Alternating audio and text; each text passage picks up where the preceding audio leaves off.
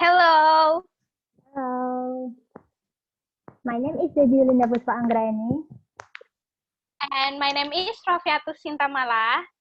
and in this video, we would like to convey about economic conditions in Bali during pandemic COVID-19. The Bali economy felt great pressure due to COVID-19 pandemic in the first period of 2020. The Bali Statistics Center notes that the economic growth rate of Bali in January until March contracted as deep as 6% compared to 2019. The cause of this decline was because in the same period of 2020 or the April until June period, it fell to 98% when compared to the same period last year. From business record, this negative quarterly growth twice in a row is the first time Bali has experienced in its history.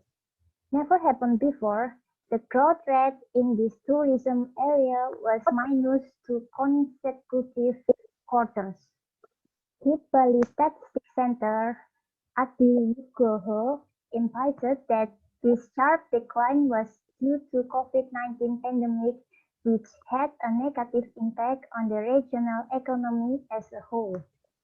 At this side, various restrictions have been imposed by the government in an effort to control the spread of the outbreak until June 2020, including in the form of stopping commercial flights at Ngurah Rai Airport, tightening sea transportation traffic protocols, and ASDP, including passenger crossing in the context of Eid homecoming, as well as restriction on community activities.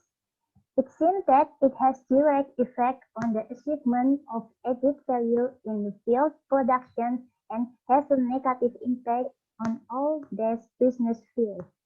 So, you know that the economic condition in the first 6 months during the COVID-19 pandemic is not that great. So, Sinta, Yes, David. what about the current economic condition in Bali?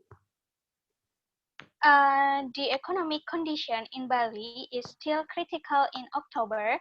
Various things have been tried by the government of Indonesia and the regional government to restore economic condition in the island of the gods.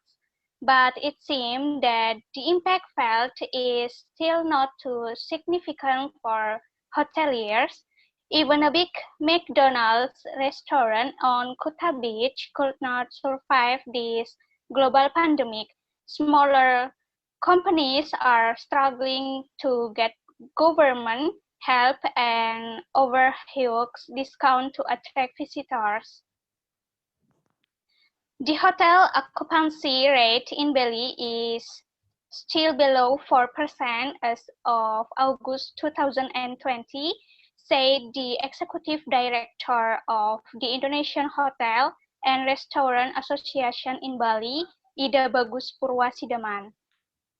Furthermore, Mr. Sidaman also stated that foreign tourists dominate impose travel restriction. This sector will automatically be badly affected by the policies imposed by many other countries around the world. In 2 months, from August to September 2020, at least 3,327 people lost their jobs due to the COVID-19 pandemic.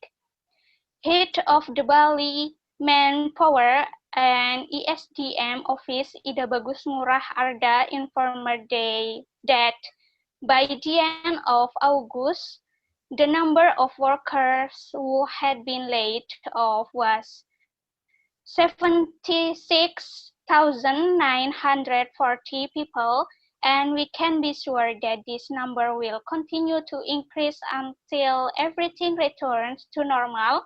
Restaurant and hotel owners are also struggling with the current situation.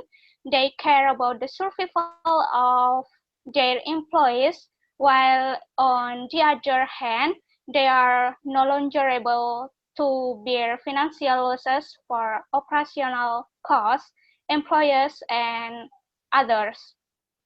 At the end of October, Bali usually get busy at this time. Most places in Bali, such as bars, restaurants, and hotels, struggle to keep their business open, while a few lucky workers have to struggle to manage their drastically cut wages in order to survive. The long holiday at the end of October and early November met many people from all over the country visit Bali for a vacation. This had raised concern in several circles, particularly tourism entrepreneurs and the government. What happened is a dilemma situation where many people have to go back to work to meet their needs. However, on the other hand, they could have risked their life for making contact with the tourists who came. Ardita explained that until the end of October 2020, the average room occupancy rate at ITDC almost doubled the occupancy rate in September. Between 27 and 30 October 2020, the Nusa Dua's average daily room occupancy rate was even higher, from 13% to 23.5%. This figure is the highest so far since the pandemic hit Bali in March 2020. Okay, so that we know that the current situation is also not good, right? But okay, so what the government policy in tackling the economic downturn due to COVID-19 for the better future?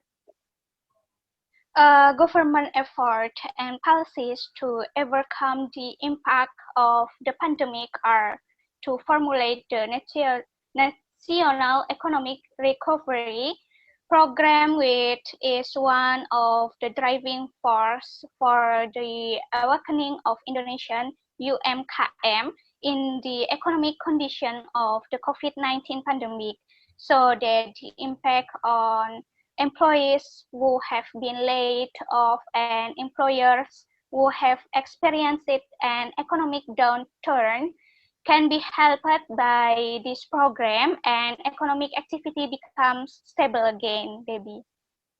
Okay, so we hope that the future will be better, right, for the condition economic. Okay, Sinta. Right. Okay, Sinta. Okay, Debbie. Thank you for discussing with me. See you. You're welcome. See you too.